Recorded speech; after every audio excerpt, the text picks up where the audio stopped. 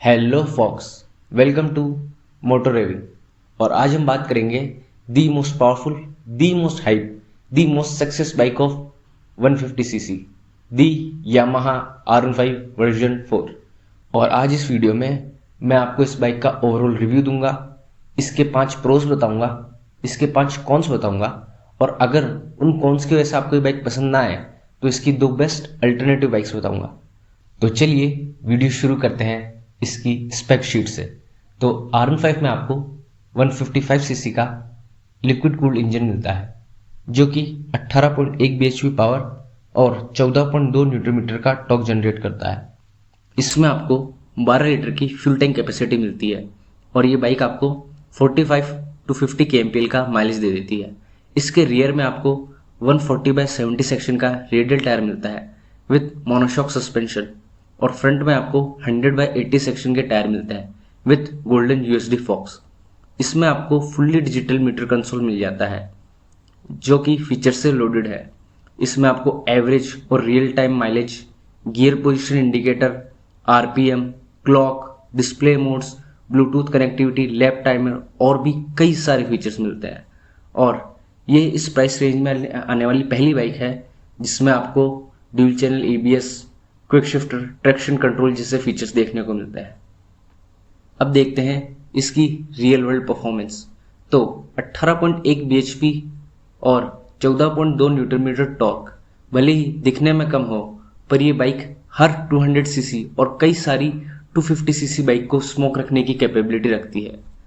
Yamaha ने इसके 155cc engine के साथ जितनी ज़्यादा ट्रैक ओरिएंटेड बाइक बन सकती थी उतनी ज़्यादा ट्रैक ओरिएंटेड बाइक बनाई है, और इसके इंजन से जितनी ज़्यादा पावर निकल सकती थी उतनी ज़्यादा पावर निकाली है। और इसके राइडिंग एर्गोनॉमिक्स भी इतने बढ़िया है ना, एक बार आप टक इन कर लो तो इसकी विंड स्क्रीन इतनी बड़ी है कि आपको बिल्कुल भी विंड ड्रैग फील नहीं होगा। और इसको चलाने का असली मज़ा आता है कॉर्नर्स पर। कॉर्नर्स पे बाइक क्या लीन होती है ना, एकदम मोटो GP वाला फील आता है।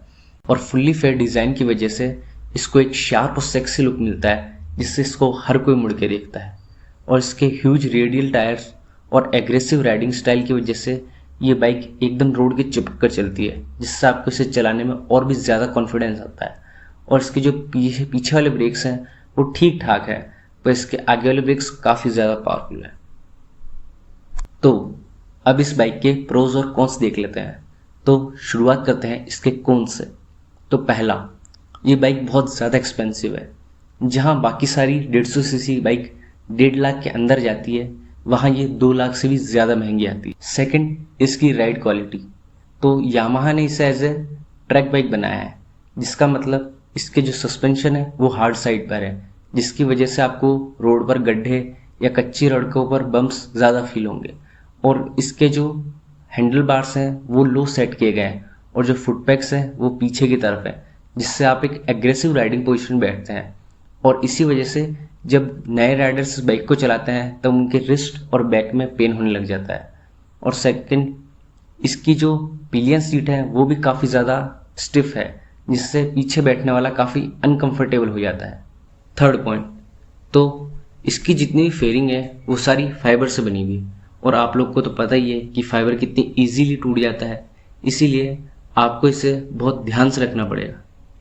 फोर्थ पॉइंट, तो वैसे तो R15 एक बहुत पावरफुल बाइक है, ये हर 200cc बाइक को स्मोक करने की कैपेबिलिटी रखती है, पर इसका जो इनिशियल एक्सेलरेशन है वो एक नॉर्मल 150cc बाइक का ही है। इसीलिए एज कम्पेयर टू 200 या 250cc बाइक, इसका जो इनिशियल एक्सेलरेशन है वो काफ़ी कम है। इसीलिए आपको हो सकता है कि ये बाइक बहुत अंडर पावर फील हो। फिफ्थ पॉइंट, तो जैसा कि मैंने आपको पिछले पॉइंट में बताया कि इसका जो इनिशियल एक्सेलरेशन है वो काफ़ी कमज़ोर है, जिसकी वजह से हो सकता है कि आपको सिटी में इस बाइक को ओवरटेक करने में काफ़ी प्रॉब्लम हो as compare to 200cc bikes. और अब देख लेते हैं इसके प्रोस। तो फर्स्ट नंबर पे हम किसकी बात करें, परफॉर्मेंस या लुक्स? वैसे परफॉर्मेंस की इतनी देर से बात ही कर रहा है, तो अब देख लेते हैं इसके लुक्स। तो लुक्स में ये बाइक अलग ही लेवल पर है। इसके प्राइस रेंज क्या, अगर आप 3 या 4 लाख तक भी चले जाओ तो आपको इतनी खूबसूरत बाइक नहीं दिखेगी। ये बाइक दिखने में एग्जैक्ट R7 जैसी लगती है और इसका जो मीटर कंसोल है वो एकदम R1 जैसा है और ये बाइक एकदम आपको 1000 सीसी की बाइक वाला फील देगी और बाकी तो आप वीडियो में देख ही सकते हैं। सेकंड, इसकी परफॉर्मेंस। ये 150 सीसी की होने के बावजूद 155 किलोमीटर पर आवर की टॉप स्पीड टच कर लेती है, जो कि कोई भी 200 सीसी बाइक टच नहीं कर सकती और 250 सीसी में भी ऐसी कुछ ही बाइक्स हैं जो इससे तेज जा सके। इस बाइक की जो मेन पावर है वो आती है 7000 आरपीएम के बाद और एक बार ये 7000 आरपीएम क्रॉस कर गई उसके बाद ये बाइक एक रॉकेट है, लिटरली एक चलता हुआ रॉकेट। थर्ड, इसका माइलेज। अगर आप इसे ढंग से चलाएं तो ये आपको 50 प्लस का माइलेज दे देती है और अगर आप इसे हार्ड एंड फास्ट चला रहे हैं तो भी ये क्लोज टू 45 का माइलेज तो दे ही देती है और आई डोंट थिंक कि इंडियन मार्केट में ऐसी कोई और बाइक है जो इतने बढ़िया परफॉर्मेंस के साथ इतना बढ़िया माइलेज देती हो।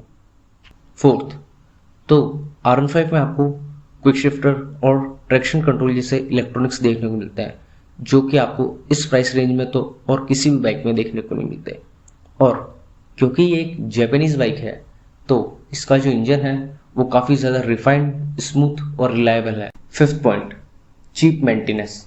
तो R15 का मेंटेनेंस लगभग 1000 से 1100 रुपये में हो जाता है, जबकि अगर हम दूसरी बाइक देखें जिनसे हम इसका अभी तक कंपैरिजन कर रहे थे तो उनका मेंटेनेंस इससे तो काफ़ी ज़्यादा महंगा पड़ता है। तो ये थे R15 के प्रोज और कॉन्स। और ये सुनकर अगर आपको ऐसा लगे कि नहीं मुझे कोई दूसरी बाइक चाहिए तो ये इसके दो बेस्ट अल्टरनेटिव बाइक्स हैं। पहली, तो अगर आपको आपकी बाइक में टॉप स्पीड के साथ साथ अच्छा एक्सेलरेशन भी चाहिए तो आप KTM RC 200 खरीद सकते हैं और इसी के साथ साथ अगर आपको एक कंफर्टेबल रिलैक्स राइडिंग पोस्चर भी चाहिए तो आप KTM ड्यूक 200 खरीद सकते हैं। पर ये दोनों ही बाइक R15 से ज़्यादा महंगी है और इनकी जो टॉप स्पीड है वो R15 से कम है।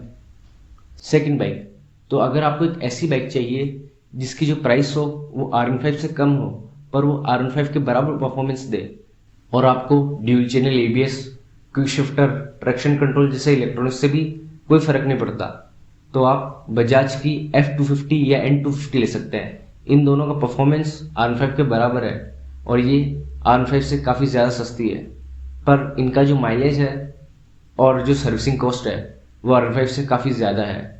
So that's it for this video. मिलते हैं अगली वीडियो में। अगर आपको वीडियो पसंद आई है तो वीडियो को लाइक कर दो, चैनल को सब्सक्राइब कर दो और अगर आपको किसी और बाइक के बारे में ऐसे सेम वीडियो चाहिए तो प्लीज़ कमेंट करिए उस बाइक का नाम। थैंक्स।